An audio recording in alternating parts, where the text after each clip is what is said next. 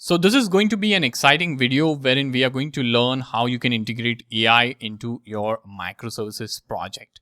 So before we begin any further, I would like to tell you that if you're new to this channel or if you're watching this video for the first time, I would like to tell you that this video is a part of an entire free course series where we are building a fitness application using microservices architecture.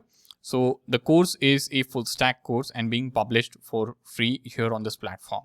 So if you're watching this video for the first time or if you're new to this channel, feel free to get the link to the entire playlist from the description below and follow the entire course, in fact, from the very beginning. That will help you get some context and it will make things easier for you to understand. So what are we going to cover here? We're going to cover AI integration. So we need to now make our AI service to talk to the AI model, and that is what we are going to understand as to how we can achieve it. So our AI service will be responsible for talking to the AI model and processing the data, generating the recommendations, and then saving it into the system. So what we are going to do is we are going to understand the API first, which is Gemini API. So I'll be making use of Gemini API because it has a generous free tier. So that is what I'm going to do. And yes, we will also be talking about how you can prompt the Gemini API. And in the hindsight, the Gemini AI model will be responsible for processing our request and giving us the response. Now, the response that you get is not in the form that your application would expect. So you need to write a parser that will parse the entire data and it will convert it into the compatible form and you will be able to save it into your system. So all these things will be covered over here. Okay. And this processing recommendations and AI integration involves all these steps. So we'll be learning about this. Then we'll be talking about config server. So config server and API gateway. Now these two are part of Spring Cloud projects, and config server, it's really important. It's a centralized server wherein you have your configurations for the entire, all the microservices, in fact, in the network. And then you have API gateway, which serves as a single point of communication for the outside world with your application, right? So we'll be setting both these up and we'll make sure like our app functions in a seamless way after integrating these. So this is a very step-by-step tutorial. So feel free to follow it till the very end. And the best way is to learn by doing. So also keep doing and writing code in the side. I recommend having dual monitors if you have. If you don't have, don't worry, a lot of my successful students have also finished the course using a single screen. So yes, without a further ado, let's jump right in. And one last thing, if you like these kind of courses, feel free to support me, like subscribe, like, and comment, telling me where you are coming in from and what sort of courses you want to see next. I would be happy to bring them, right? Because this course as well was suggested to me by all my learners in the comment section, and that is what I picked up, right? So feel free to comment below. I would be happy to serve you.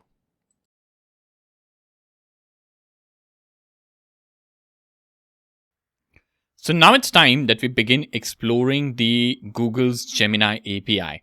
This is what we are going to use, and what we are going to do is we are going to head over to google.com over here.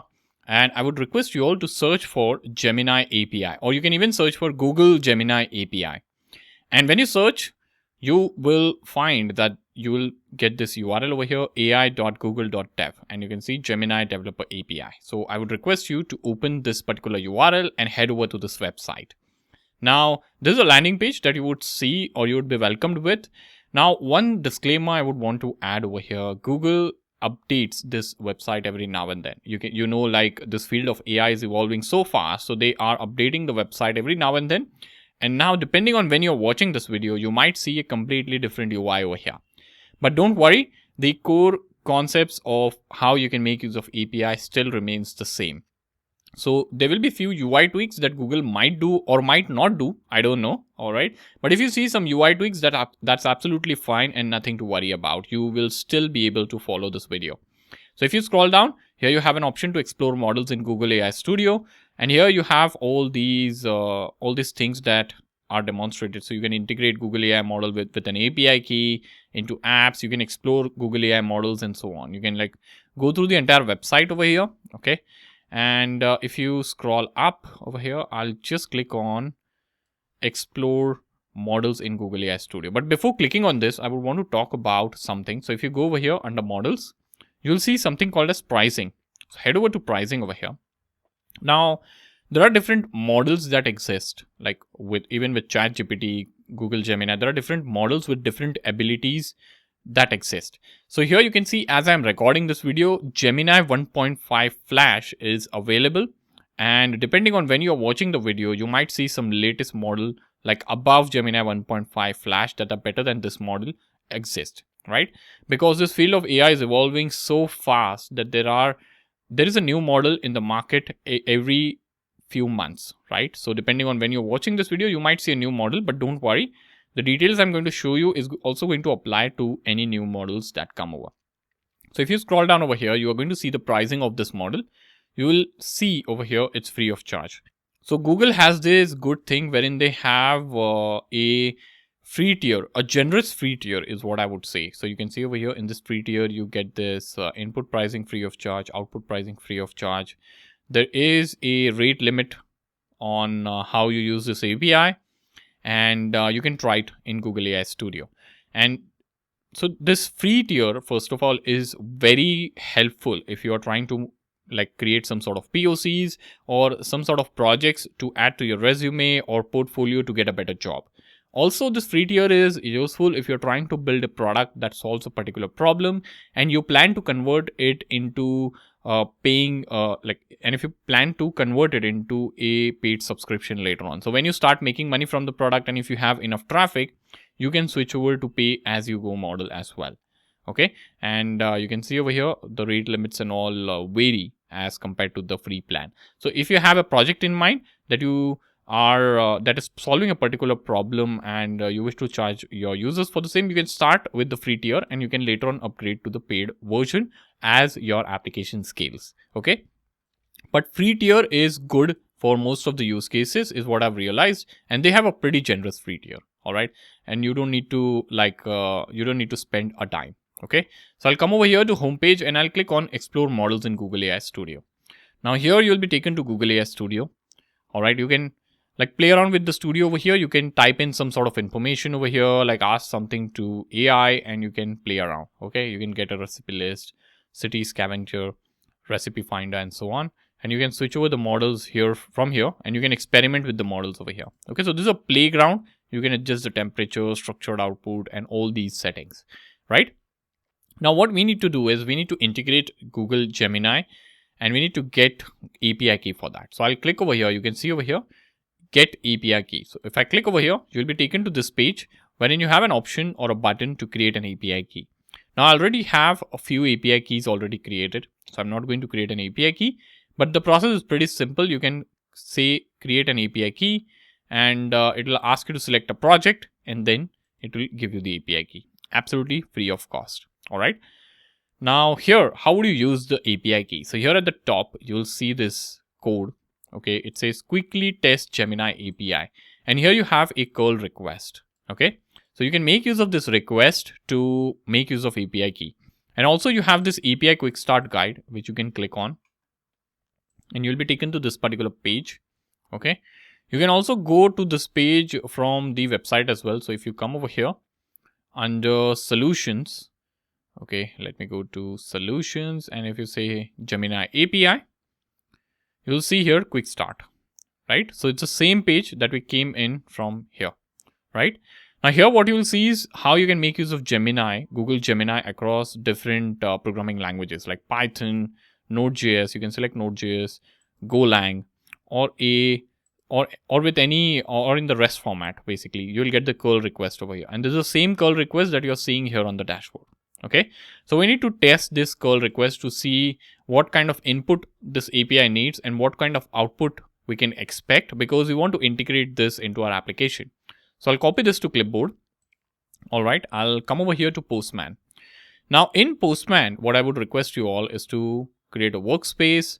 First of all, you need to have Postman installed onto your system. So Postman or any sort of API client that helps you simulate an API request. So I make use of Postman. You create a collection over here, new collection. I've created this collection called Gemini API. And here you can say import. So we have copied the curl request. So I would import this request. I'll come over here and you'll see this pop-up wherein you can paste the curl request, raw text or a URL. So I'll paste the curl request, and what it will do is it will identify the request. It will show you the request over here and it will give you the request name over here. So request name is Gemini API over here, right? I'm giving a custom name. You can give whatever name you wish to, and it's telling me under which collection you want to create this request. So I'll say Gemini API over here because that's what the name of my collection. And I'll say import into collection. So you can see this has been imported into the collection. I'll collapse this sidebar. And here now you have to add the API key. Okay, if you go to body, here you can add any sort of prompt. So here the default prompt is explain how AI works. So what I will do is I will come over here and the API key that I have generated in the dashboard, I'll add it over here. So let me do that for you. So I have added my own API key in the params tab over here. Okay, and I have this thing over here. So what I'm going to do is I'm going to say send, and I'll get a response from Gemini, Google's Gemini, as to how AI works. So it will explain me how AI works. And you can see over here, this is the structure of the response. You can see this is the explanation of how AI works by AI. Okay, so if you see over here, okay, first it needs a param wherein you're passing in the API key, and the API also needs the request body in the form of JSON in this way. And here you can see you have contents, you have parts, then you have the text.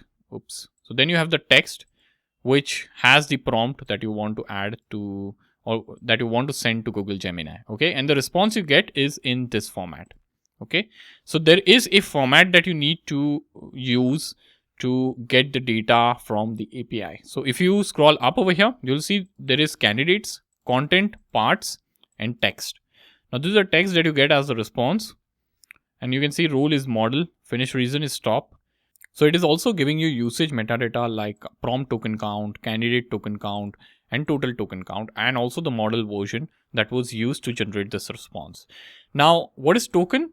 So when it comes to making use of AI models, the amount of usage that is happening is calculated in the form of tokens, and you are basically priced, or you're basically charged depending on how much token or how many tokens you're using. So if you head over here to basically pricing, let me check the pricing over here. Okay, oops, I opened multiple tabs accidentally. So here, if you go to pricing, okay, we don't have, okay, here you can see these are tokens, right? 1 million tokens per minute, 1,500 requests per day, you can see. So here you can see tokens already. So it's making use of tokens, and that is the information that you get over here as well. So this request generated how many tokens or made use of how many tokens. All right. So I hope you have a good sense of how you can make use of the API. Now this structure, understanding this structure, like the body, request body, and the output structure is important, and it gives you an insight into how this API is, how you can make use of this API in the applications, because you have to make sure that the input that you are giving to the API is in this format and the output you are getting should be in this format. And this is important. Understanding the output is important so that you can parse it properly and make use of the output in a sensible way. All right. So I hope this is clear, and I hope you have been able to follow along.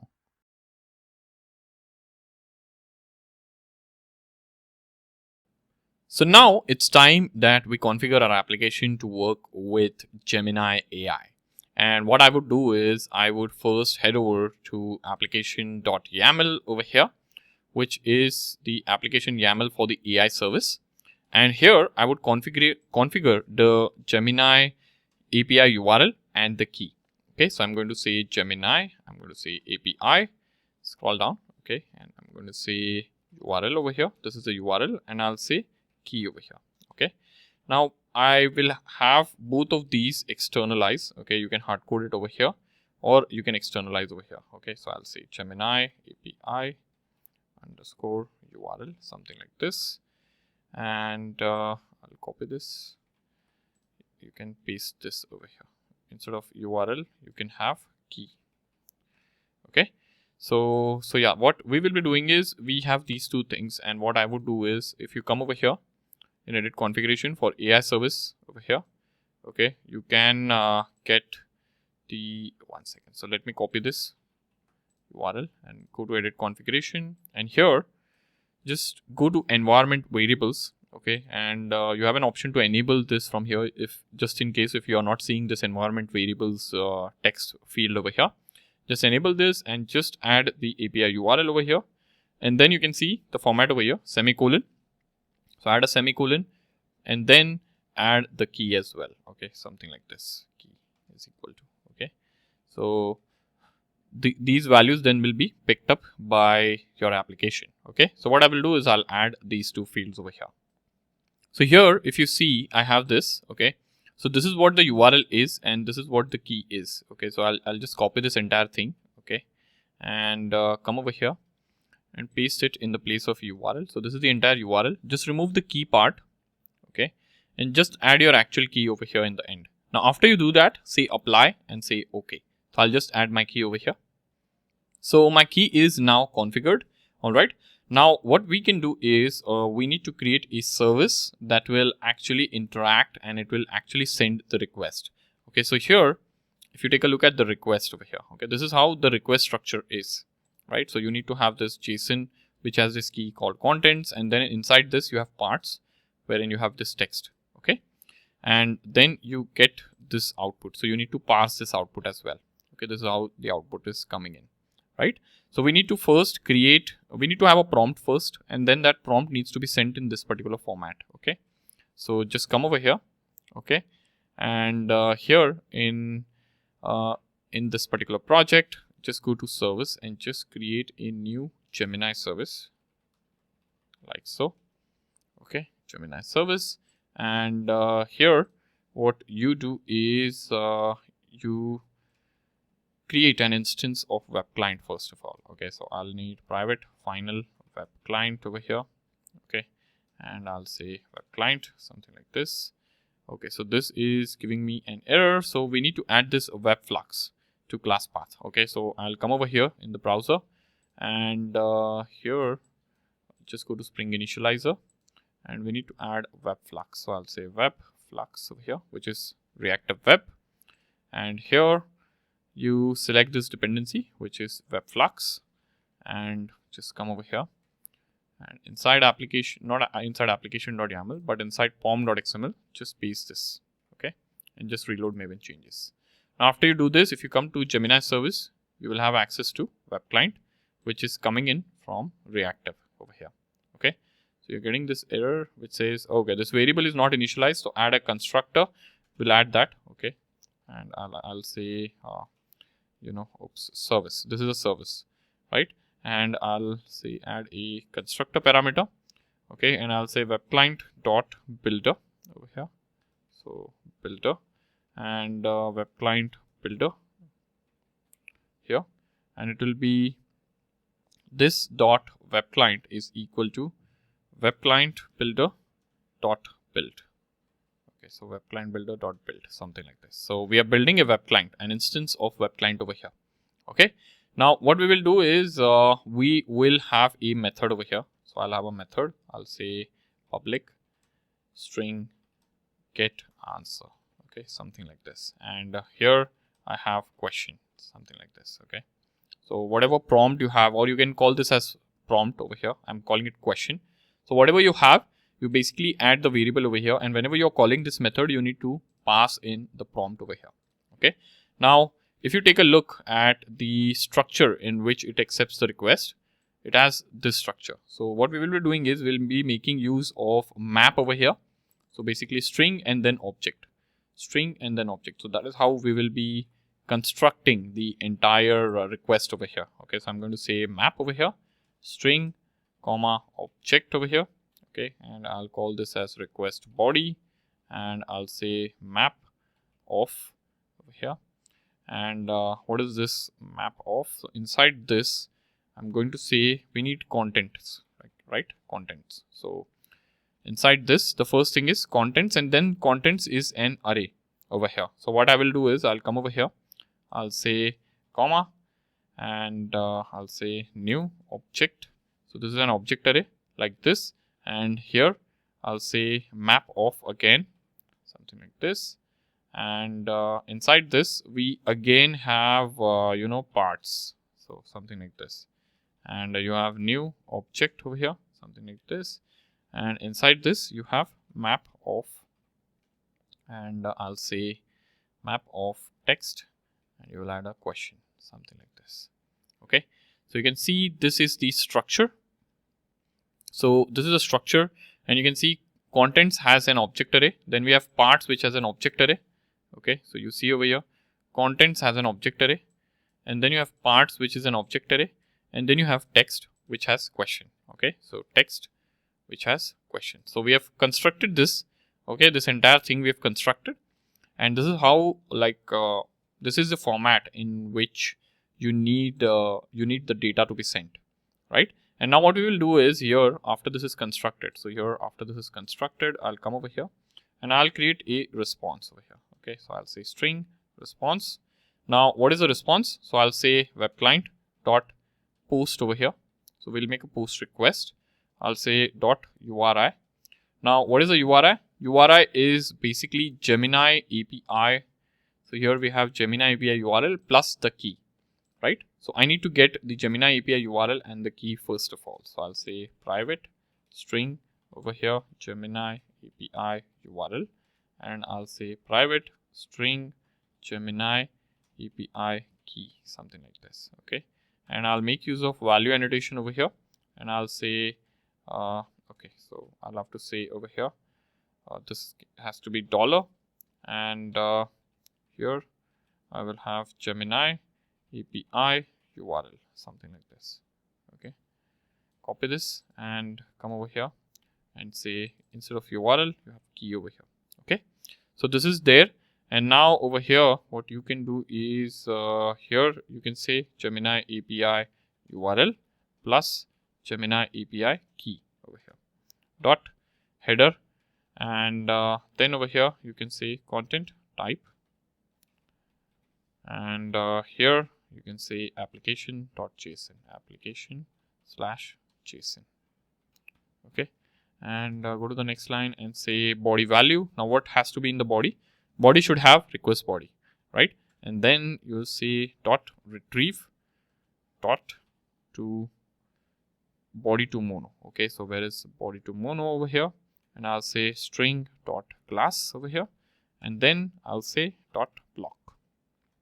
Okay, so this is done. We have the response after this. Okay, and then what we can do is we can return the response, something like this.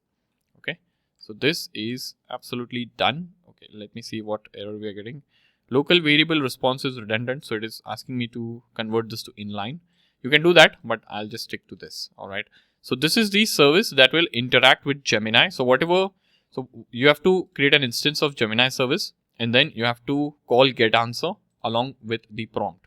Okay, and you will get a response, and that response basically will be the response that is being generated with the help of Gemini AI. All right, that is what it means. All right, now I'll come over here, and we have this recommendation service over here. Okay, so recommendation service, I have the recommendation listener over here, right? So what I will do is I'll add one more service over here.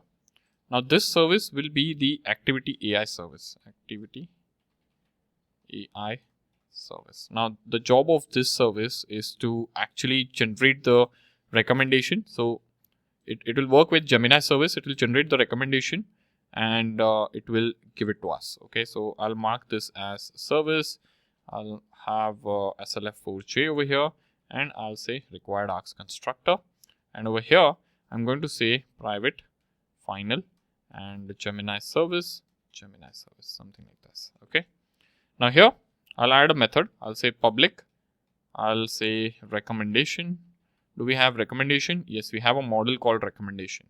Okay, so we need a recommendation as the output. Okay, but let me stick to string over here for a while. Okay, and I'm going to say generate recommendation, something like this, and here I'm going to pass in the activity.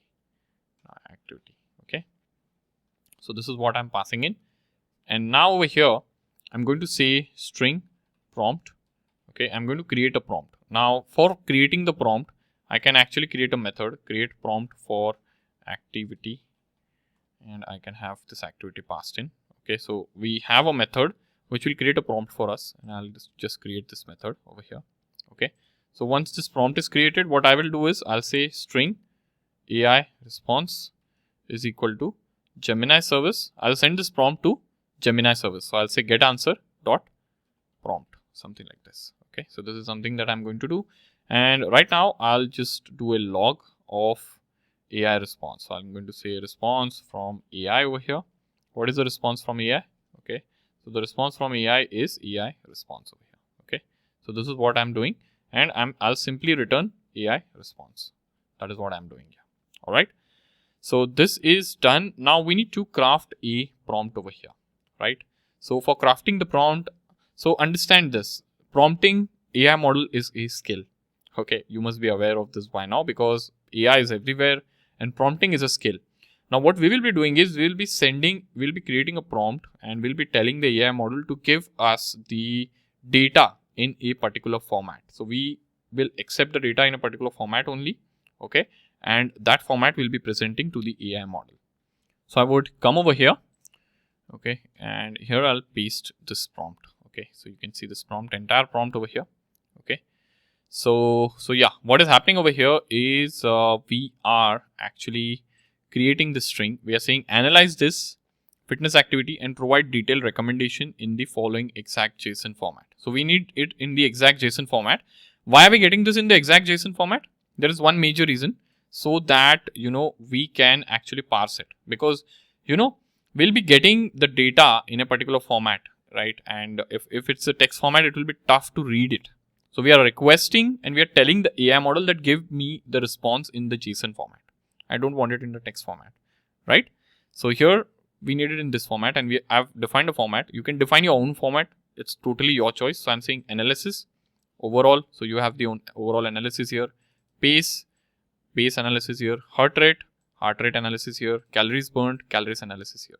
Okay, AI will understand this, how it needs to place in improvements, and you can see area, the improvement area and the recommendation. So I'm getting the data in this format. Suggestion.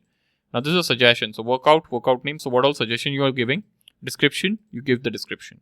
And then safety, it is also giving me safety instructions over here. If you need more information from the AI model, you just add the placeholders over here, and AI model will be smart enough to fill in this information. Okay.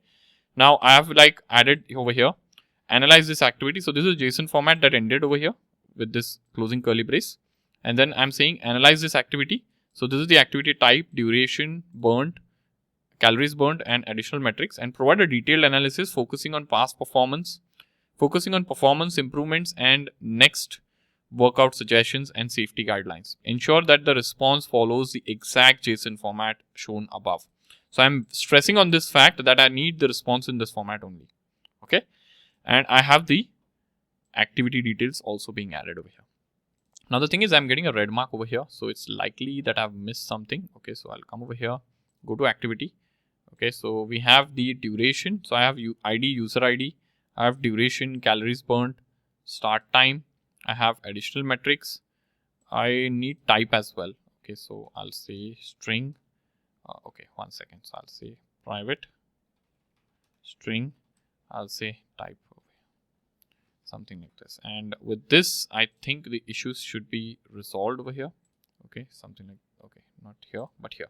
Okay, the issue is resolved. Okay, so we have this prompt, and we'll be creating this prompt. So this prompt is created, and then you are sending it to generate the recommendation over here.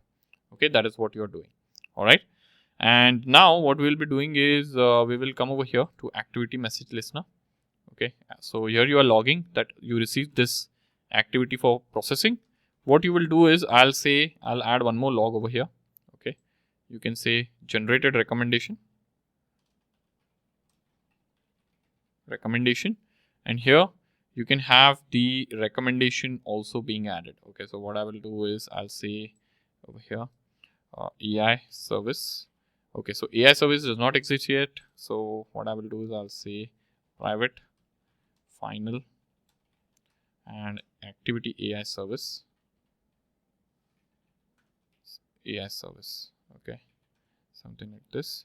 And over here, I'll come over here AI service dot generate recommendation and just pass in the activity over here. This is the activity that we have received and I'm passing in the activity. Okay, so this is done and let us see if this works fine. So I'll just restart the application, AI service application over here. Let us see how this works. Okay, so the application is restarting. Okay, and we'll wait for a while until this processing completes. There are no issues as such. Let me post an activity over here. Okay, so I will come over here and we have register an activity. This is the endpoint that we have. So I'll say send. Activity was pushed. So you can see received activity for processing over here. Okay, and yes, service. Okay, there's no issues as such. Okay, so we'll wait for a while. Okay, so you can see it took a while and it generated the recommendation. You can see the entire recommendation it has generated. You can see over here response from AI, and this is a response over here. You can see this 30-minute run shows good effort. Okay, or let me copy this entire thing. Let me copy this entirely. So okay, so I'll copy this over here. So what I've done is I'm making use of this tool called JSON lint, and I've copied the entire thing from the console and I've added it over here for readability purpose. Okay, so you can see over here candidates content parts. This is how the response comes in. Okay, and you can see here you'll see the text over here. Okay, so it says this 30-minute run shows a good effort, blah blah blah, everything. Okay, so it has added quite a bit, everything. It has added all the suggestion over here. Okay, and okay, 1 second. So the thing is, this is the actual data. This is the actual recommendation that it has generated for us. So I'll just copy this entire thing. Okay, inside the text. Okay, let me copy this. Okay, it's fairly long. So I pasted this data in some other tool. Okay, the previous tool was not doing well. Okay, but you can see this text thing over here, this text key. This has the entire analysis and the JSON that we requested for, and the rest of the thing, it has the metadata about the entire request. Okay, so I have copied this thing and I've pasted it over here, and this is the actual analysis that you see. So this, you can see over here, overall it has given this overall feedback over here. You can see overall this 30-minute run shows a good effort, and I think we posted run over here. I don't remember the data we posted. So we posted run and duration was 30. Okay, so it is telling, it suggests, and your heart rate is 165 per minute. Okay, 165 beats per minute. Okay, so you can see over here max heart rate is this. Suggests intensity have been quite high, potentially impacting sustainability. Average pace is this, so it has given input on this. Heart rate, it has given input on this. Calories burned, it has given input on this. Improvements, now what are the improvements? So it has given like gradually increase the durations. Check out for your heart rate zones. Heart rate monitoring, it has given some recommendation over there as well, you can see. And for pace management, so if you take a look at what we requested over here, so I'll close this, but over here we asked for improvements, and within improvements we asked for area and recommendation. So here if you see, okay, here if you see, there has to be improvements. You can see area, and area is endurance. So for endurance, the recommendation is this. Then for improvement number 2, which is area, is heart rate monitoring. Okay, the recommendation is this. Okay, so it has given the data to us in this format. So area and recommendation, that is how it has given the data. The third is for pace management. The recommendation is for pace management. Then it has suggestion. Now suggestion, it has workout. So the workout name and the description. Okay, then again workout name and the description, and then it has some safety measures in the end. So it is following the format. Okay, you can see suggestions. After suggestion, there is some safety points, and safety points were completed. So you can see over here, this is the safety points over here. Okay, so this is how you can generate some sort of response in your desired format from the AI model. So you have this JSON access now, you have this data access over here now, you're getting it in your application, and you can make use of it the way you want. Okay, so yeah, that's about if you go to debug mode. Okay, so this is what it is. Okay, so that's about how you can interact with AI and how you can generate recommendations and custom recommendations based on the activity for the data that has been fetched from RabbitMQ. All right, so I hope you have been able to follow along, and I hope this has been useful.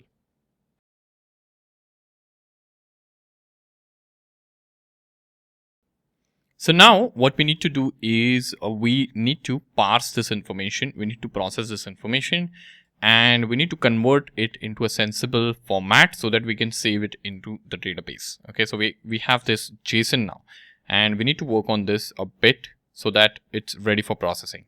So I'll come over here. Okay, not over here, but here. I'll add a method here. Okay, so this is for the prompt and I'll add a method. I'll say private. And this method will return the recommendation over here. Okay, object of type recommendation, and I'll say process AI response, something like this, response, something like this. Okay, and here it will accept the activity, oops, not active event, but activity, and object of type activity and string of AI response. Okay, so we need the AI response as well.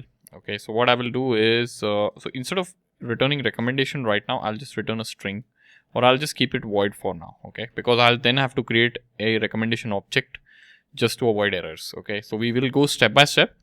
Now here, process AI response, what I will do is I will call process AI response over here. Okay, and here I'll say process AI response, and I'll pass in activity and AI response, something like this. Okay, this is done. And here what we need to do is I'll add a try catch first of all. Okay, to begin with. So I'll say try, and here I'll say catch exception. I'll say E, and here I'll add a exception E dot print stack trace. Okay, now here I'll create a object mapper. Okay, so object mapper over here, because we are converting JSON data into objects, right? So we'll need object mapper. I'll create this, and if you go into this classes, this is an inbuilt class, and if you download this source, okay, let me see if there is any documentation for you. Okay, you can see over here, object mapper provides functionality for reading and writing JSON either to and from basic POJUs, which is plain old Java objects. Okay, so working with JSON and objects, you can make use of object mapper over here. And I'll create a JSON node over here. I'll say root node, something like this, and I'll say mapper dot read tree, and I'll say AI response over here, something like this. Okay, and then I'll say JSON node over here, and I'll say text node is equal to root node dot, and I'll get the root node. Now you can traverse through the node. Okay, so I'm going to say path over here. I'm going to say candidates, something like this. Okay, so here if you see, this is the actual response. So we have candidates, content, parts, and then inside text we have this everything, right? So what I will do is I'll come over here. So I'll say candidates dot get 0. Okay, now why get 0? Because candidates is an array. You can see this candidates is an array, right? So I'm getting the first element from candidates, then I'll get content, then I'll get parts, and from parts I'll get the first element, and then from there I'll extract the text. That is how we'll have to go. Okay, so I'll say get 0, I'll say path, and I'll get content, and oops, so I'll say path, I'll say parts over here, and then over here I'll say get of 0, something like this, and then I'll say dot path, and you'll say text, like so. Okay, so this is done. I'm getting the text node over here. Okay, so this is the text node that we have access to now. Okay, and what I will do is it has some markdown added, so I'll just get rid of the markdown. So I'll say string JSON content over here, and I'll say text node dot as text. Okay, and here I'll say replace all. So I'll replace the, so I'll say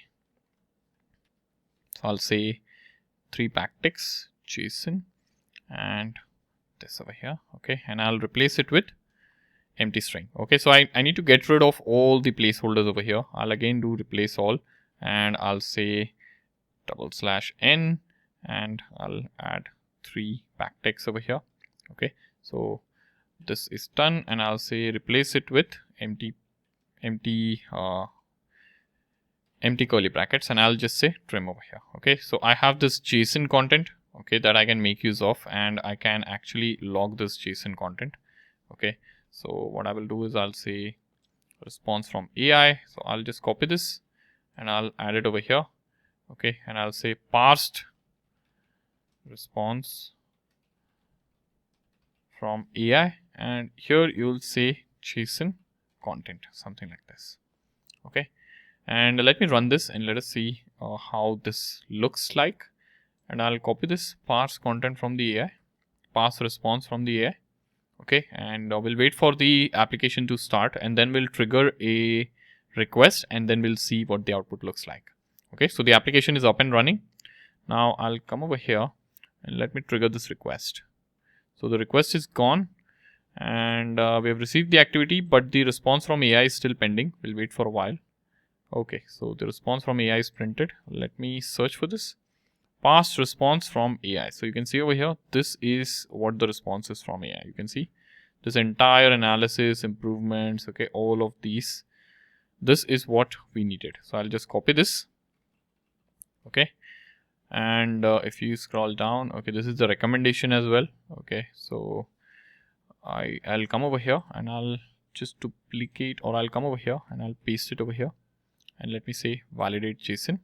So JSON is validated, and now if you scroll to the right, you can see the complete JSON. Okay, so this is a JSON we are getting from the AI model. This is a proper parsed JSON. So this was not parsed. It has some like characters like these, which I replaced with empty strings, and you can see this is now what we are getting. Okay, so now this is ready to be parsed, and we can like fetch the data that we need over here.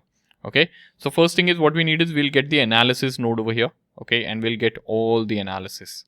Okay, and we'll make use of the analysis basically, and we'll save it into the recommendation, right?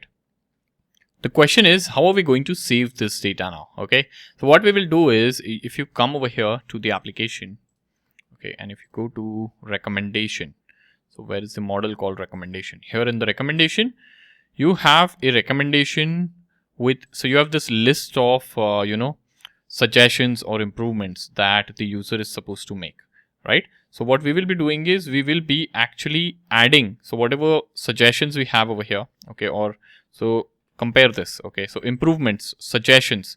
Now suggestions, if you take a look over here, these are the suggestions. So there are two suggestions that have been given by the AI model. So what we will do is we'll add both of these suggestions as a list over here.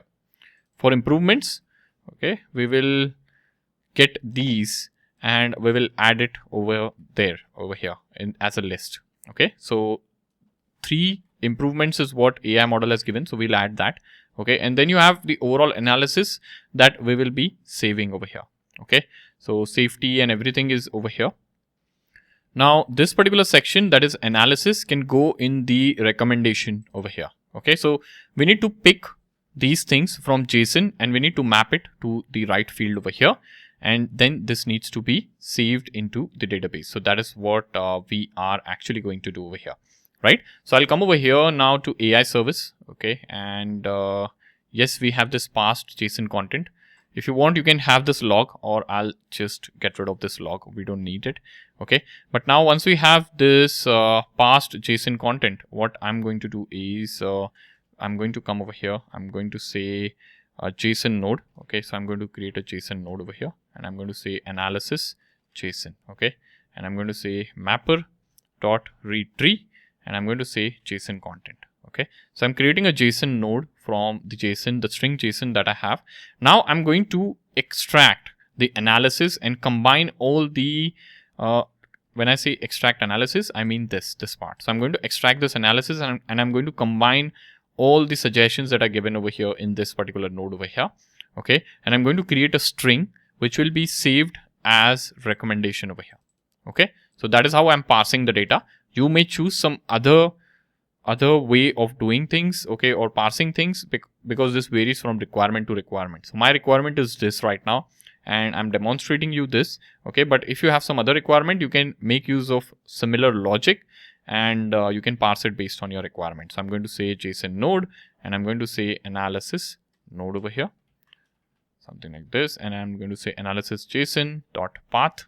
I'll get the analysis over here from here, right? And I'm going to say string builder, and I'm going to say full analysis, and I'm going to say new string builder, something like this. Okay, so I'm creating a new string builder. Now this string builder will be crafted by us, and I'll create a separate method for this. Okay, so what I'm going to do is I'm going to say add analysis this section. Okay, so section over here, add analysis section. I'll pass in full analysis. So this is the variable which is string builder. I'll add the analysis node. Okay, and I'll add the key as well. Okay, so key can be overall over here.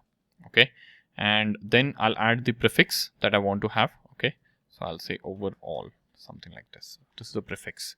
Okay, so I'm doing this. Now this is the method. What I will do is I'll create this method. I'll add this method over here, and this method does not return anything, but what it will simply do is it will take this particular key and it will get it for us. Okay, so I'll say if not equal to analysis node dot path, and I'll pass in key over here. Okay, so what is the key?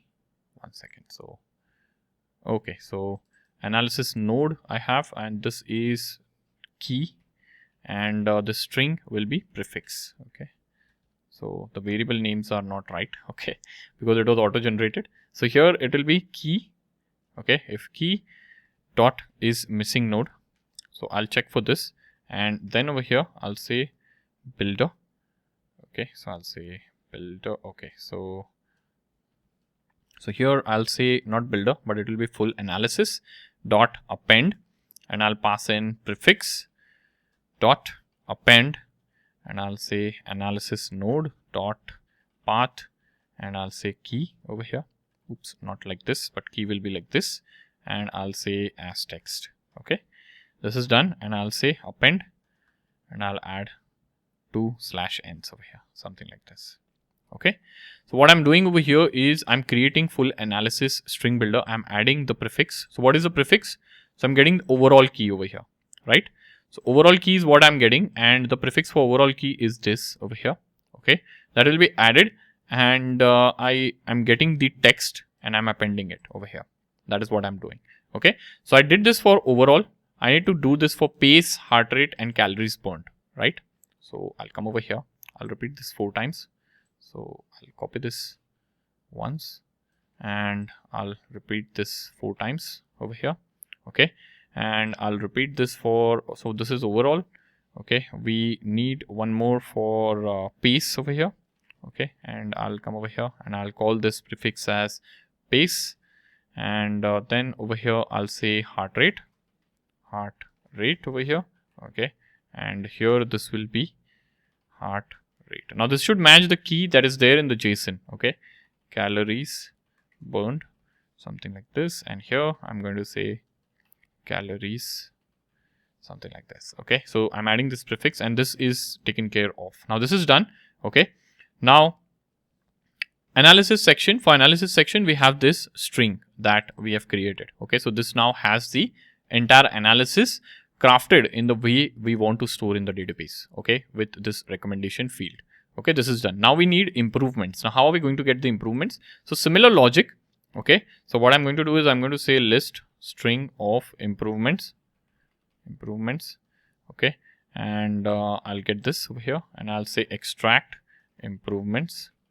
Okay, and I'll say analysis JSON dot path over here.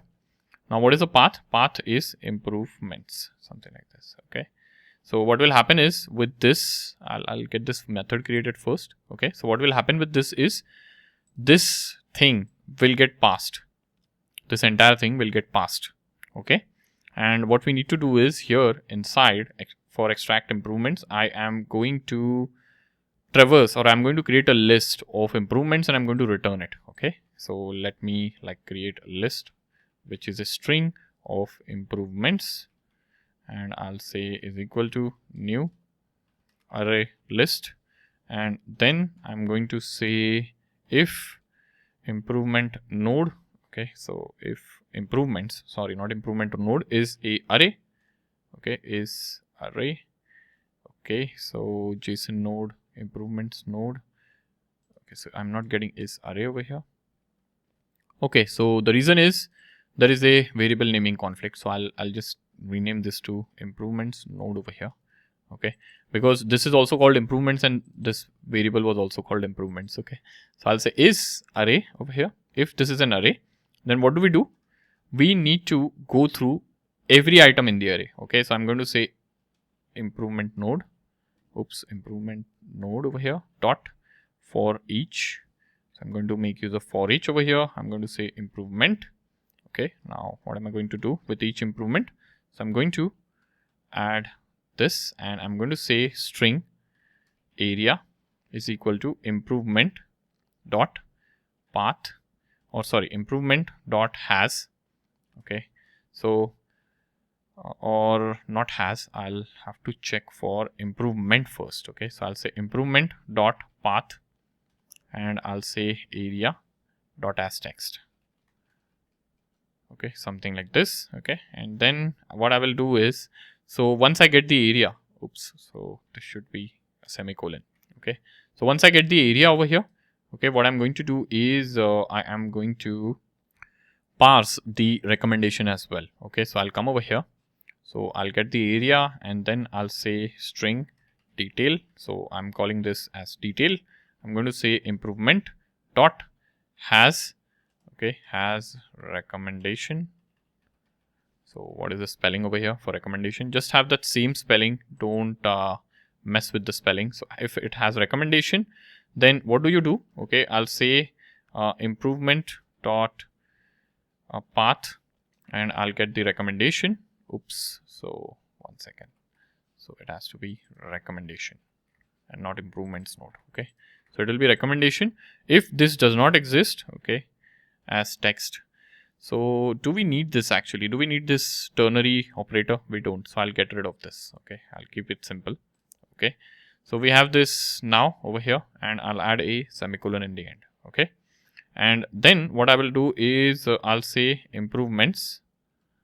1 second. So I'll say improvements dot add. Okay, so I'm adding this to a list now and I'll say string dot format. Okay, and I'll say %s colon %s, something like this. Okay, and I'll say area comma detail, something like this. Right, so I'm adding the improvements in the list in this format. Okay, so we have this area and detail in this format. That is how it's being added into the list over here. And then what I will do is once this traversing is done completely, I'll come out of the loop and I'm going to say return if improvements dot is empty. So I'll just do a validation over here. If it's empty, then what I will do is I'll say collections. So collections dot singleton list and I'll say no specific improvements provided, something like this. Okay, otherwise I will pass in the improvements over here. Okay, something like this. So this is taken care of. I'm extracting the improvements over here and I am returning it, or I'm creating a list out of it, right? So we have this improvements also over here.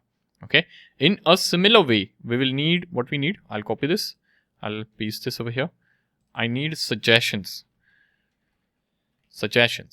Okay, and instead of extract improvements, I'll call this as suggestions, something like this. Okay, and here instead of improvements I will have suggestions over here. Okay, so be sure to have the right keys over here. So we have this extract suggestions. Now what are we doing with extract suggestions? In the same way like we have extracted improvements, I'm going to extract suggestions as well. Okay, and I'm going to create this method over here. Okay, and first of all I'm going to have a list. Okay, so here I'll just rename this. First of all I'll just rename this to suggestion node. I'll call this as string and here suggestions, and I'll say new array list, and here I'll say I'll say suggestions node. If suggestions node dot is array, then what do? Okay, we say I need a similar kind of logic that I've written over here. Okay, so I will copy this. Okay, and I'll paste it over here. Now instead of improvements node, there will be suggestion node. And for every suggestion node, what you're going to do is you're going to say over here field name. And what will be the field name? Field name is suggestion. So workout, and you have to get the second is description, right? So I'll say workout over here, and this is description, something like this. Okay. And you will add this over here. So I'll say suggestion. So here you will call this suggestion, and this will be suggestions. Okay. So this is done, and this is area in detail. So this can be workout, and this can be description, something like this, and this can be workout, and this can be description. Okay. So this is done for extracting the suggestion. Okay. And we are handling it in the right way. And also you can return this like you did for improvements. So I'll come over here just after this or just outside this. Okay. Once this is done, you just come out and you say suggestions. If suggestions is empty, then you say no specific suggestions provided. Okay. Otherwise you return the suggestions, something like this. Okay. So this is done now, and we have the suggestions also. Now what we need to do is last thing remaining is the safety thing. So I'll scroll up. I'll just copy this, duplicate it over here. Okay. This has to be safety. Okay. I'll just get rid of the extra spaces, and over here this will be safety. So let me check the node. Okay. The node is safety. Yes. And safety has just two things. It does not have any key inside. Okay. So instead of extract suggestions, I'll say extract safety guidelines, something like this, and we'll just create this method. Now what will happen in extract safety guidelines? Okay. It's pretty straightforward over here. First we need a list, and then we need to iterate through the list. Okay. So I will just copy this entire thing. Okay. I'll just copy this entire thing. Okay. And I'll come over here, paste it, and this will be safety. Okay. And then you'll say safety node. Okay. So this has to be safety node over here. Okay. Because this is also called safety, and this will also be called safety. Then there will be problem. So I'll say safety node is an array. Then what you do is safety node. For each, you will get a safety.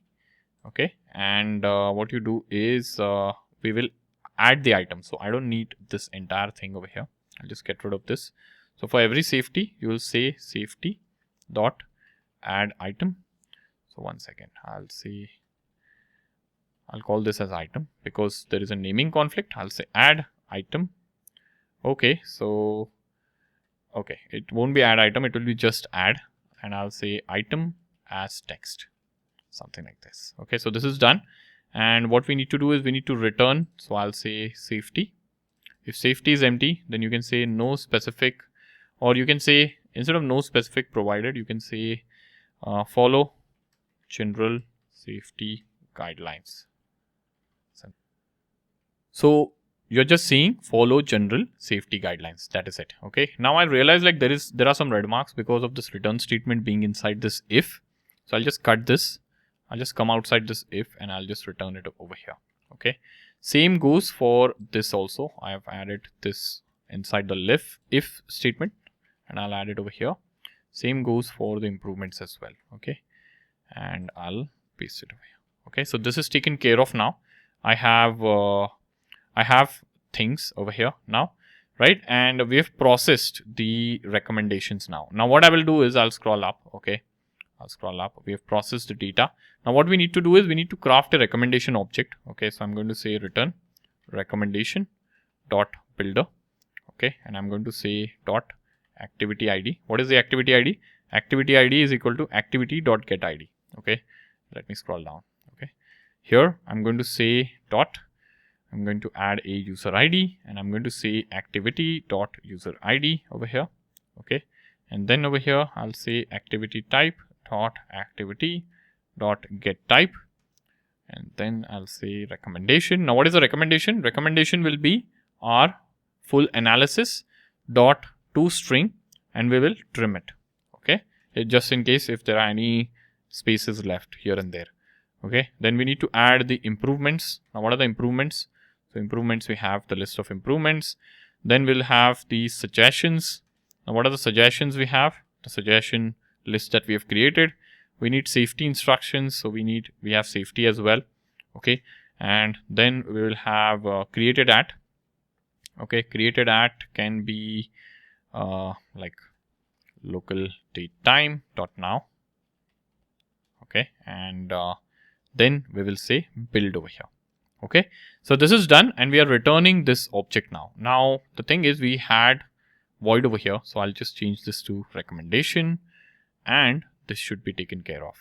Okay, so this is done, and yeah, this is created now, and yeah, so we have this process AI response. Right now this method needs to, it is returning the object of type recommendation, right? And what we need to do is we'll take this recommendation and we need to actually save it into the database, right? So what I will do is here, if you come, I will just cut this. Okay, and I'll return this over here. Okay, and I'll update the return type of this to recommendation over here. So we are not saving anything over here yet. Okay, we'll be generating the recommendation and then that recommendation will be used to save. Okay, that is how things will be done. Now, where is this method being called? Generate recommendation. This is being called in, so if you come over here, listener.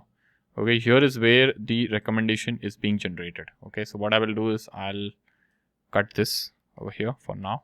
Okay, I'll just add, or I can just comment this out. Okay, I'll just copy this and I'll comment this line. We don't need this line anymore because this was just for logging purpose as to how it is working, right?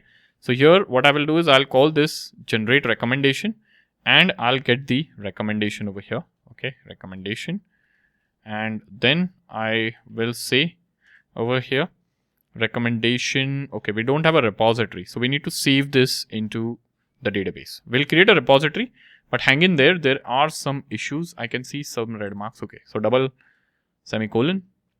Then if you scroll down, what is the problem here? Okay, missing the return statement. All right, so what is the problem with the return statement? We have properly added the return statement, but yes, this is within try catch. Okay, and it should be, okay, it should be, if you scroll over here, so I can say, so over here I'll say return. Okay, and we'll have to return something over here. Okay, and what we can do is we can generate a default recommendation as well. Okay, that is something that you can do as well. Okay, so I'll say new generate, one second, new create default recommendation, something like this, and you can have activity and activity being passed over here. Sorry, not this way, but it will be activity passed this way. Okay, so you'll have this method, and we can actually create this method. Oops, this is not a class, so this will be a method only. Okay, so here if you create this method, okay, now what does this method have? So just in case the processing fails and if we are not able to generate the recommendation and if there is an exception, we'll create this default recommendation and I'll paste this over here. Okay, so it's pretty straightforward as to what I'm doing. I'm making use of builder again. Okay, this builder pattern, and I'm like creating these suggestions. Okay, these are very default one. Okay, continue with your current routine, consider consulting a fitness professional, unable to generate detailed analysis and all of that. Okay, and these are like safety instructions that are very generic. So I've created this and this is done. Now we don't have any sort of errors here in the class. Okay, now what we need to do is, we need a repository. So we are going to make use of the repository to save the data, right? So what I will do is I will come over here. We have a recommendation repository. So what we need to do is here, when we are making use of the listener, I will get the repository instance over here. Okay, I'll just duplicate this and here I'll say recommendation repository and I'll say recommendation repository here. Okay, and here I'll say recommendation repository dot save and I'll say recommendation, something like this. Okay, so this is done, and what will happen is this will save the recommendation into the database. Okay, that is what it's going to do. So let me stop this, or let me stop and run this. Okay, let us see if we are actually able to generate the recommendation and get it saved into the database. All right, that is what I'm going to check on. So you can see the application is up and running. Okay, And right now, if you go to the database, we don't have any recommendation over here. So here in the recommendations, we don't have any recommendation, right? There is no data. So it will be populated for the first time. Okay. The service is up and running. Let me just trigger the API call. You can see the activity was received for processing. It's being processed with the AI model right now. It's taking a bit of time. We'll wait for a while until the response from AI comes in and we have the parsing being done. Once the parsing is done, we should see some data over here. Okay, so you can see the data here. There are no errors as such from what I can see. But let us go over here and let us check in the database. So let me refresh this. So you can see the recommendation is generated. You can see. Okay. So here, let me expand this. Okay. You can see over here, these are the improvements, right? These are the list of improvements, right? That you can do. These are the recommendations. So you can see over here, overall pace, heart rate. We created one single string builder, and with the help of this over here, we have crafted this kind of a message. So this is a recommendation. This is the improvement thing. Okay. These are all the improvement thing for heart rate monitoring and all. You can see. And for suggestions, we have this over here. And for safety, we have this over here. So the data is properly being transformed. It is being saved into the database. And if you make use of API now over here, the recommendations API. So earlier, we did not have any data over here. Okay. So if you go and check for user recommendations here, you can see there is one recommendation that is being generated. Okay. How is it being generated? It is being generated with the help of an AI model. Okay. Here you have get activity recommendation. So you can get, okay, so there's no activity with this ID. That's okay. But at the user level, you are able to get the recommendation over here right now, right? So this is working absolutely fine. And here, the number of activities you post in, you will get the those many recommendations for those many activities. Okay. And I have shown you as to how you can completely make it AI driven. Asynchronous, you're making use of RabbitMQ over here, message queues, you are consuming the data, then you're taking the data, sending it to AI model, and you are processing it. Okay. Let me give you a brief overview of what happened. Okay. So first of all, over here, we posted the data. We posted the data where? We posted against the activity, right? We posted this data against the activity and not anywhere else, right? Now this data was posted against activity. So what happened is this activity service came into picture and it communicated with the user service. So where is the activity service? Okay, so activity service is somewhere over here. Okay, I think activity service is, it's not open over here. Okay, so I'll come over here. I'll just open activity service. Okay, this is the activity service. So this did the job of talking to the user service, and it validated whether the user was valid or not. Okay. Once this validation was successful, it posted this activity. It saved this activity first of all into a database, and then it posted the saved activity to the message queue. So here we had a synchronous communication.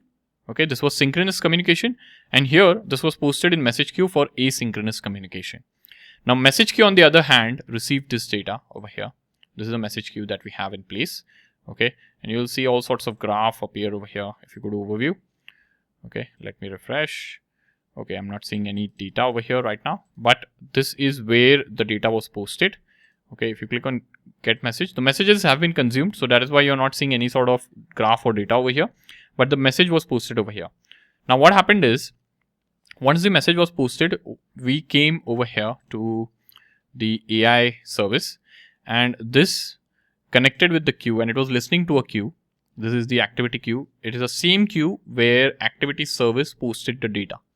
Now this microservice, what it did is it fetched the data from this particular queue and it started processing the data. Okay, so how did it process the data? So here we went to this AI service. It got the response. It took the data. It sent it to the AI model. Okay, so we made use of Gemini service over here, and it sent the data to the Gemini service. Gemini service got back with a response, and it took the response and it started processing the response over here. So you can see here we query the AI model with the help of Gemini service. We get the response from AI, and then we process the AI response, and we start processing the AI response in the format we want it to save. Okay, and we took this data. So we have this entire class written all with a lot of methods over here We took this entire data, we crafted our own prompt, we took this data, and then we saved it over here in the recommendations document over here, okay, or with the help of recommendation repository in the recommendation model. Okay, so that is what we did. So this total process had a lot of touch points. Okay, there was a communication with user service. We just posted data to the activity service, but there was a communication with the user service. The data was sent to message queue. Data was consumed from message queue by another microservice, and then that microservice took the data to the AI model. It got the response, it processed the response, and it saved it into the transformed. After transforming, it's saved it into the recommendations. Okay, so I hope this entire process is clear and you are clear as to how this is working in a nutshell. All right, so I hope this was useful.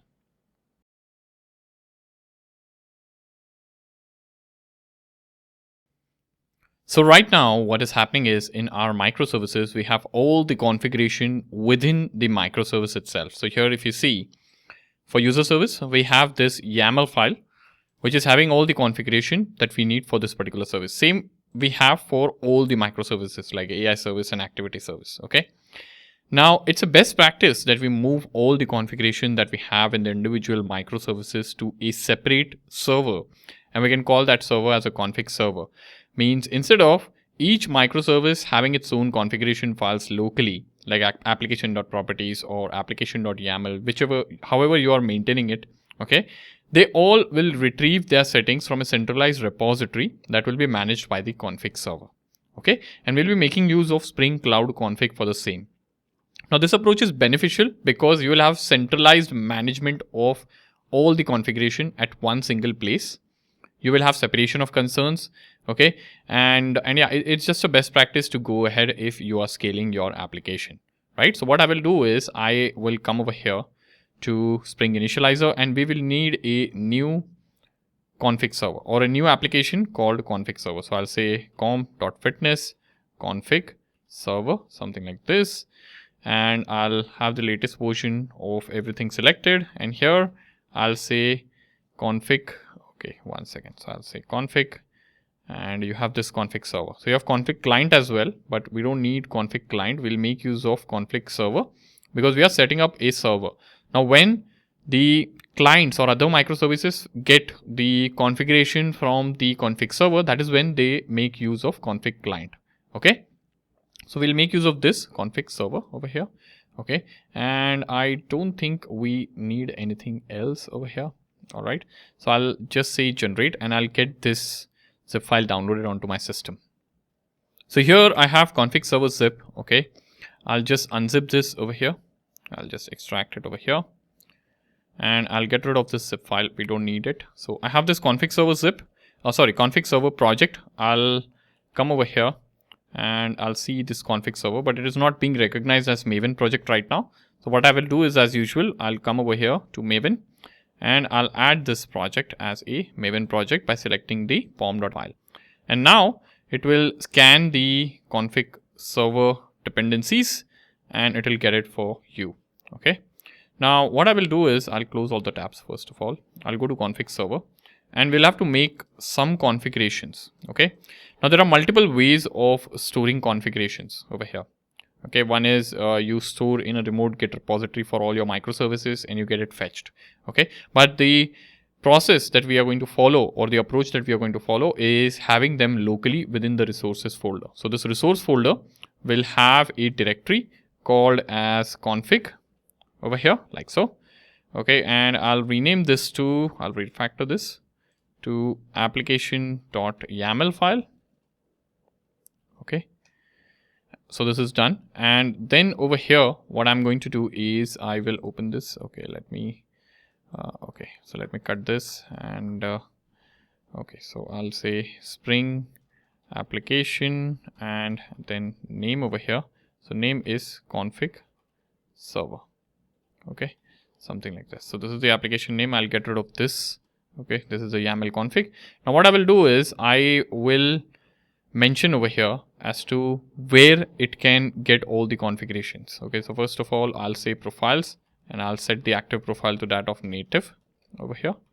Okay, native, And then I'll come over here, I'll say cloud config, and then I'll say server, native, and then I'll say search, locations, okay, and I'll say class path, and I'll say config. So here in the config folder, we are telling the config server that fetch or get all the configurations or load all the configurations that exist in this particular folder. Okay, that is what we are telling. Okay, now this is done. Now what I will do is I will start moving all the configurations that exist into this particular config server. Okay, that is what we are going to do.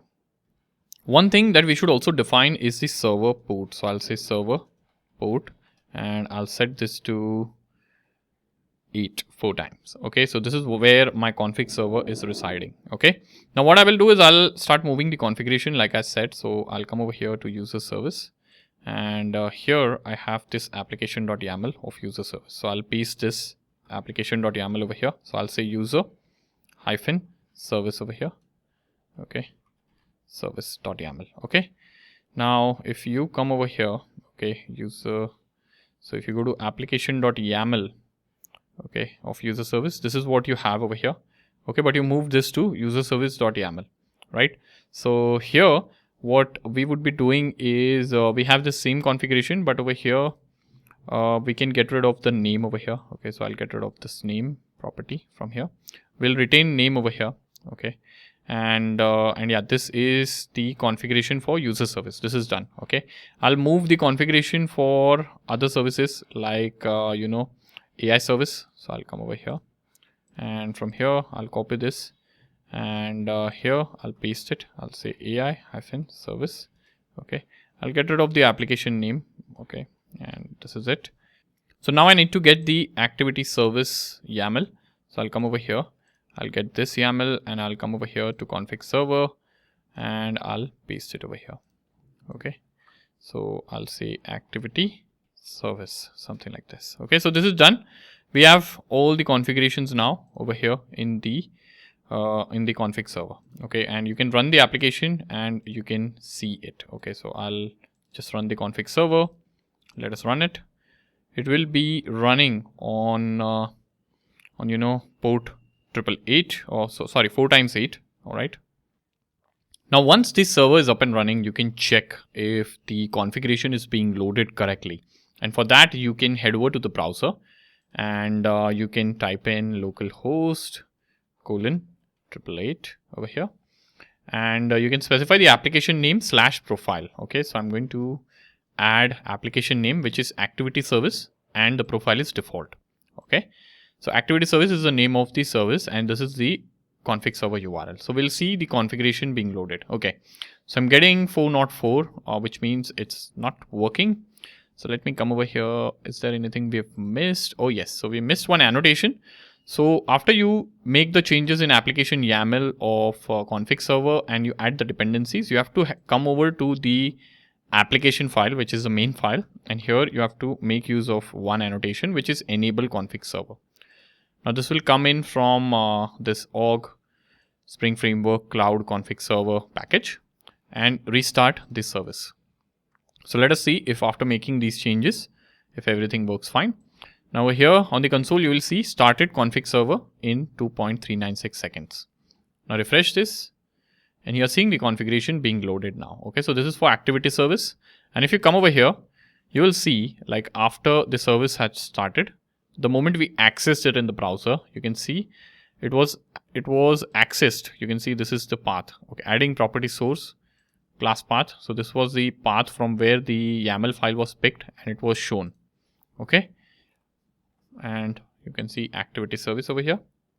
So here this is activity service. It can be user service as well. You will see user service also, and you can see after activity service, now user service was loaded, right? And you can also make use of AI service over here. You can see the config for AI service. Okay, so AI service config, and you can see AI service. Okay, now this is working absolutely fine. So we have our config server up and running.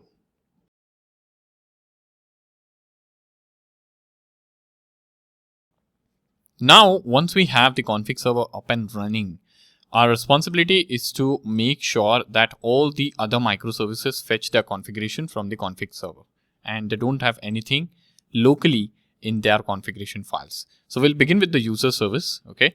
And to make this change, we need to add one dependency, which is of, so here we have config server. I'll add config over here, and you have this config client. Okay.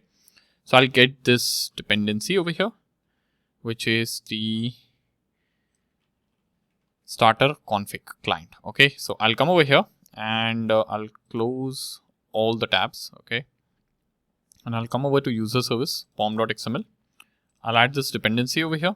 First of all, this dependency is added. I'll reload Maven changes, and then I'll go to resources and application.yaml.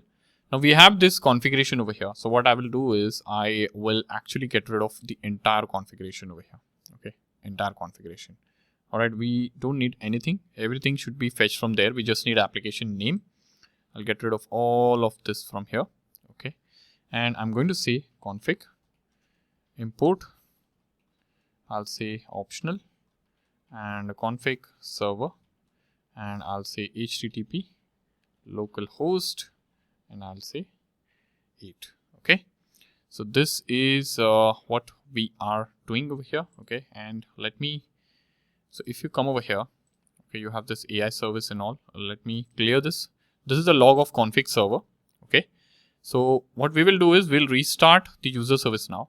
Now, when user service reaches out to config server to fetch the configurations from it, you will see some logs over here, and that will tell us whether the configurations are being fetched from the config server or not. Okay, so I'll come over here. I'll restart the user service. Let me restart the user service. It's likely we might see some Lombok related issues because we made some changes to pom.xml. Yes, we get this issue, and I'll just make sure like this is set to obtain processors from class path. Okay. And then I'll restart the user service over here. Okay, something like this. And I'll come over here to config server. And you can see over here, user service configuration was fetched from config server. You can see it in the logs, right? And the service will also start normally. You can see it started normally, right? Now, what we need to do is we will make these changes to all the other microservices. Okay, so I'll get this config over here. Okay, this is the dependency. I'll go to AI service, and over here in pom.xml, I'll add this dependency. I'll reload Maven changes, and then I'll go to activity service as well, and I'll add this over here, and I'll reload Maven changes. This is done. And then in activity service, I'll go to application YAML over here. Okay, and whatever I had written in the user service application YAML, I'll copy this config, and I'll come over here in activity. And from here, I'll get rid of this entire thing. Okay, and I'll save this. Okay, and same thing I'll do for the AI service as well. So I'll come over here, and here also I'll just get rid of all of this, and okay, until this. Okay, and I'll paste it, and I'll get rid of the port as well. Okay, now what we need to do is we need to restart everything. Okay, so I will restart the activity service. I'll also restart the AI service, and I'll also restart the user service. So all the services I'll restart, and we'll see the logs over here. Okay, we get some errors. Let me see the errors. So the errors is because we are changing pom.xml. Okay, so I don't. Okay, so this should be obtain processor path. Okay. And which service did not start? Activity service did not start. So I'll start activity service also. Okay. And if you come to config server here, you'll see user service, AI service, all are being picked up from config server. Even activity service is now being picked up from config server. So you can see this is for AI service, this is for user service, and this is for activity service. Okay. So yeah, our changes are working absolutely fine. And now we have a centralized config server, which is keeping track of all the configurations that we have in the microservices architecture. So I hope this has been useful.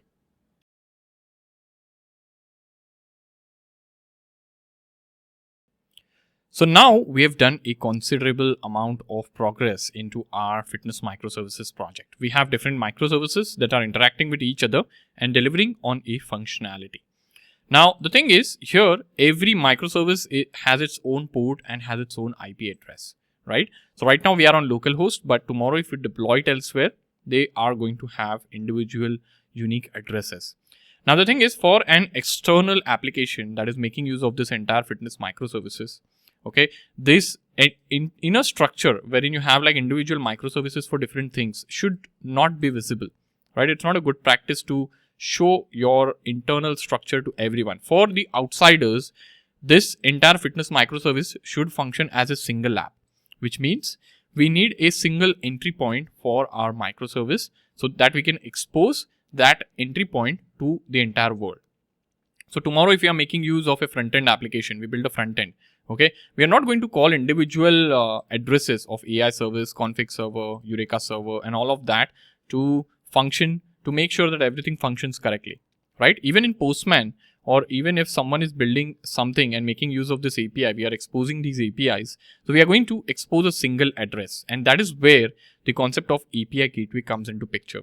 So we will be implementing an API gateway which will act as a single entry point for the entire application of fitness microservice, and it is going to expose a single endpoint to the entire world over here.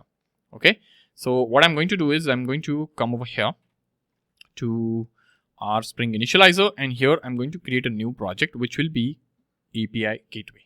So I'm going to select the relevant configurations. I'll make sure I select Maven over here, latest version of Spring Boot, and here I'm going to say group.fitness, and I'll call this as gateway. Okay. And then I'll select the latest version of Java, and then I'll have to add a few dependencies. Now dependencies I'm going to add is, first of all, Eureka Discovery Client, because I'm going to make sure that gateway server registers with Eureka. Then I'm going to add gateway over here. So you can see over here, gateway. This is basically a dependency that we need to add into our application. So it provides a simple yet effective way to route to APIs and servlet-based applications. So I'm going to add this gateway over here, okay? And I don't think we need anything else. All right. Now what I'm going to do is I am going to say generate the project, and I'll get this project generated on my local system. So here I've downloaded the gateway.zip file, which was given to me by Spring Initializer. I'm going to quickly unzip it over here. Let us extract it over here. And I'm going to delete the zip file. We don't need zip file now. Okay. And then I'll come over here to our IntelliJ IDEA, and here you will see this gateway project, but this is not being recognized as Maven project right now.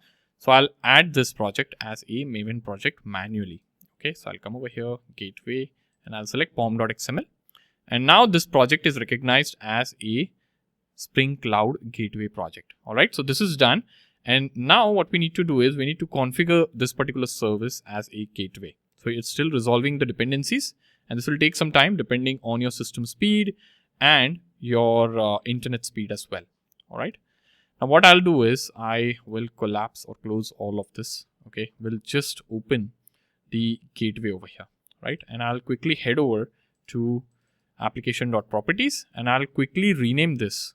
Okay. So I'll refactor. Where is refactor? And I'll rename this to from properties to YAML file. Okay. So I'll say YAML over here. Okay. And I'll get rid of this. I'll say Spring application name, and I'll say gateway service, or gateway is what I'll call it. Okay. Or you can even call it API gateway. That is another way of doing things. Okay. I'll also have server : port over here, which is, I'll make sure that it runs at 8080. Okay. Provided we don't have any other service running at 8080. All right. So let me check where user service is running. So I'll just quickly go to config server, because that is where our configurations are residing for all the microservices. And here you'll see this is running at 8081. So this is absolutely fine. Okay. Now this is done. Now what I will do is here I will add some properties which will define the routing over here. Okay. So I'll define the routing. So what will happen is every request will come and hit the API gateway, and it will go via API gateway. So if the request comes for user service, which means if the user sends in a request, something like this. So he says localhost : 8080. Okay, this is the API gateway URL, and he says API / users, something like this. So this, we know looking at this URL that he's referring to users endpoint or users microservice. What I will do is I'll route this request to users microservice. Okay, because here in users microservice, if you go, we have a controller that is being or that is handling these endpoints over here. So you can see over here API/users. Okay, and likewise we have the controllers for every service. So I'll get rid of this quickly, and I'll say over here cloud gateway, and I'll say routes. So we are defining routes over here. Okay, the first route I'll define is ID : I'll say user hyphen service, and then I'll say URI over here. I'll say load balancer. So I'm making use of load balancer so that I can make use of service names, and I'll say user. Now what is the service name of this? Okay, so here you have to go to Eureka server. The name of this particular service is user service. So I'll add that over here. Okay, user service. And then I'll add predicates. Now predicates will define the routing logic over here. Now what is the routing logic? It's path is equal to /API /users /*, something like this. Okay, so this is the definition for users.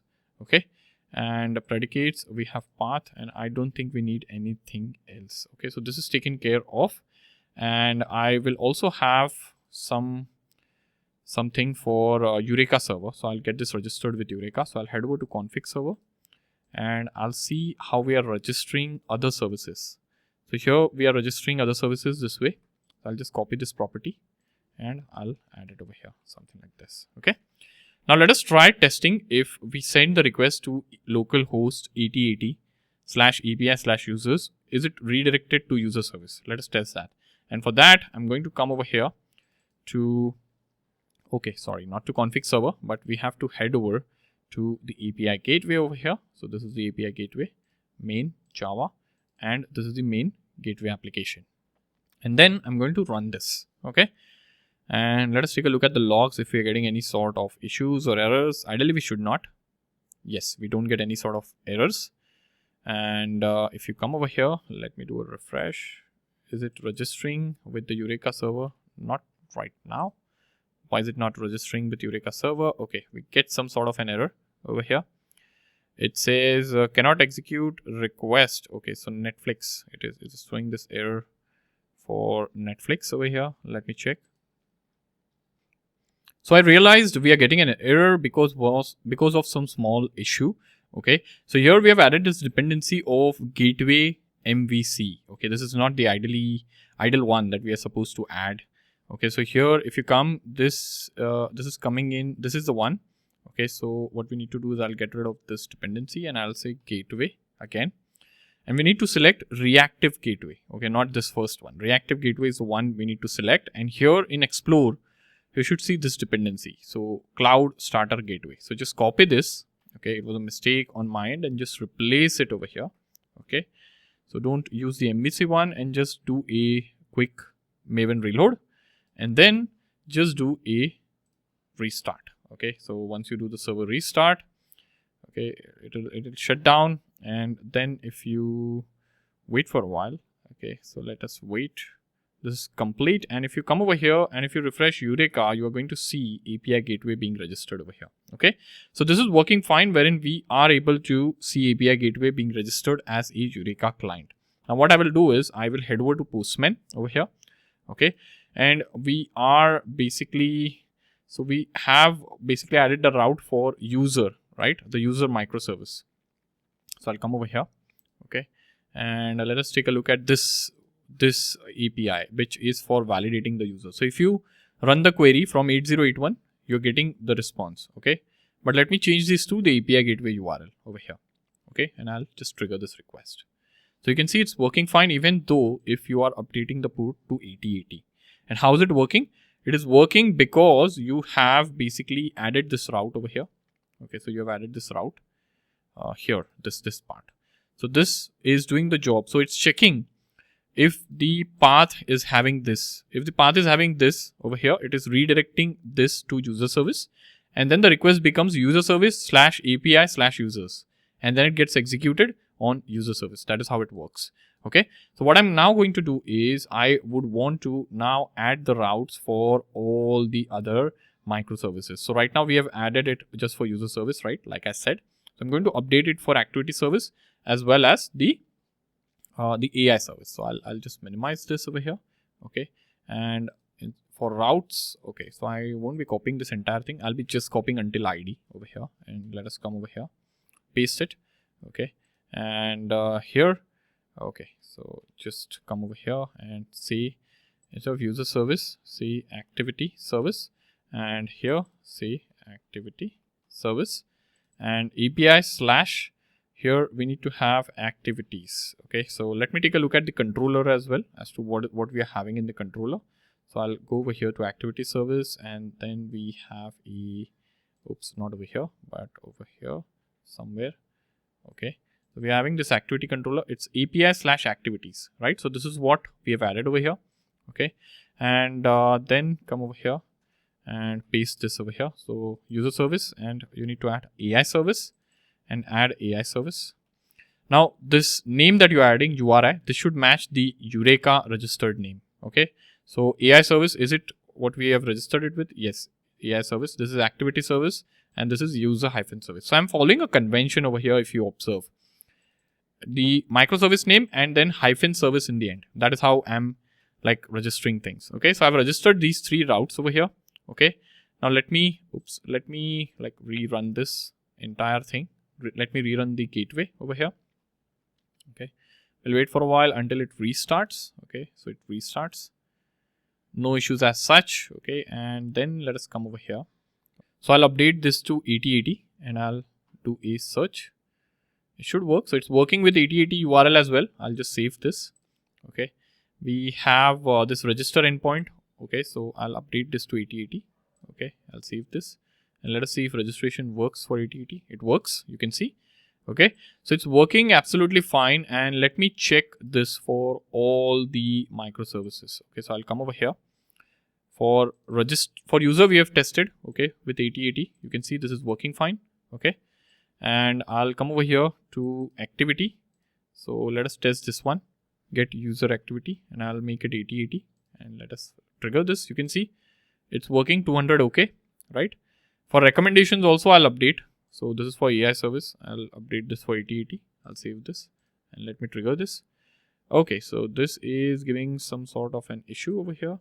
Okay, API slash recommendations is not found. Okay, so we have not created this mapping for recommendation over here. So if you take a look, okay, so this is for API slash activities. Okay, AI service is for users over here. Okay, so this is not right over here. So it should be basically, we'll update it to this way. Okay, so I'll just remove this, or let me take a look at the AI service over here. So AI service, I'll go to the controller. Okay, and in controller, I have the recommendations controller. So yeah, it's recommendations. So I'll just get rid of this. Okay, and I'll say here recommendations. Okay, now let me restart. Now this should work. Okay, because I've added the recommendations endpoint over here. Okay, or recommendations predicate. So this is restarting. Let us wait. Okay, so it's working fine now. Let me come here and let me trigger this. So now you can see the recommendation working, right? Activity recommendation will also work over here. So if I change this to 8080. So now with this, what we have done is okay, so this is giving internal server error because this user does not exist, right? So if you come over here to AI service, you'll see this exception is something that we are throwing ourselves. If you scroll up, you can see no recommendation found for this activity. Okay, so it's working fine is what I would say. All right, and what we have done is we now have a single entry point for our entire project. So if you are exposing the APIs to the external world or to a front-end application or even to some other team, okay, so you have developed this application, your team has developed this application, and now some other team is making use of the APIs that you have developed in their application as well. So you don't need to expose the internal URLs of the individual microservices. You don't need to do that. You just have to expose the API gateway URL, and API gateway acts as a gatekeeper, is what you can say, gatekeeper, which will keep track of every request, and it will route the request at the right place depending on the routing rules that you have defined over here. Now tomorrow, if some other microservice is added into this entire application, what you will do is you will add one more route like we have added over here for every other microservice, right? So that is how things will function. Okay, now one thing I'll do is I'll move this configuration to config server as well. Okay, so I will come over here to gateway. Okay, and here under resources, I'll just copy this. Okay, and I'll go to config server. Okay, and here in config server, I'll paste this, and I'll paste it as API gateway. Okay, or I'll just say gateway. Gateway is the service name, so it has to match the service name. That is what the thumb rule is.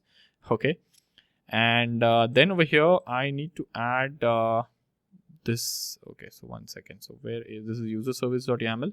Okay, so I will open any other microservice. Okay, so this is there. I'll go to any other microservice, like for example user service, and I'll get the configuration for config server. Right, so I'll copy this config. Okay, and I'll add this in the gateway application.yaml. Okay, so one second. So I'll just get rid of this. I'll just get rid of this, and you can see how this is added. This is added in the level of application, just under Spring. So here, if you come, okay, here I've added this. Okay, and then you can get rid of all of this part. Okay, this entire thing. Okay, we don't need this because we are fetching the configuration from config server.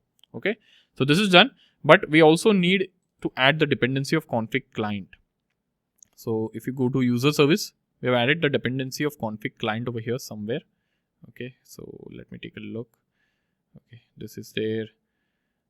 Eureka is there. So this is config. Okay, so this is the one, right? So this is the one. We need to copy this, and I'll come to gateway pom.xml and I'll paste this, and I'll reload this. This is done, and then I'll restart the gateway. Now the moment I restart the gateway, okay, it won't work because I need to restart config server as well because the configurations have changed, right? So I'll restart the config server first.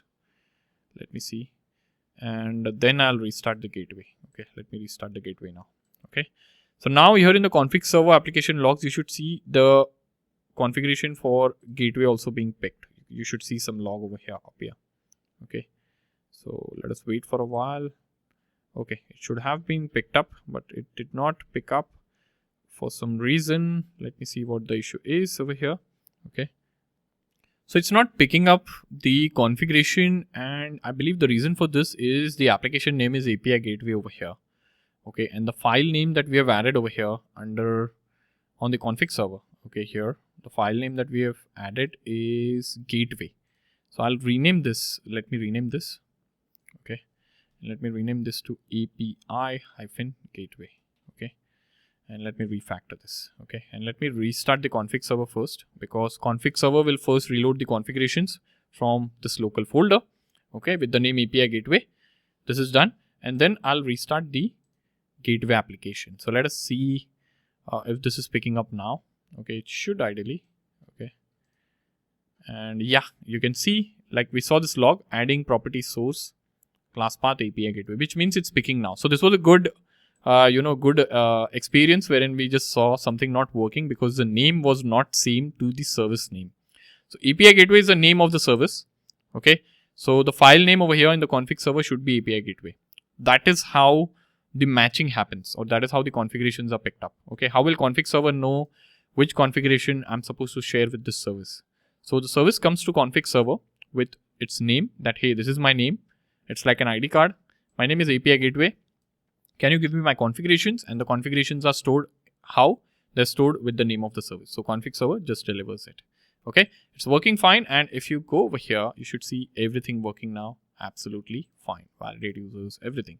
Okay, so yeah, I hope you were able to follow along as to how you can configure API gateway and how you can have a single entry point for your entire microservice architecture, which can be exposed to the external world, whether it's front end or any sort of other team that would be consuming your APIs or any mobile app that you build with this, right? So I hope this was useful and I hope you have been able to follow along.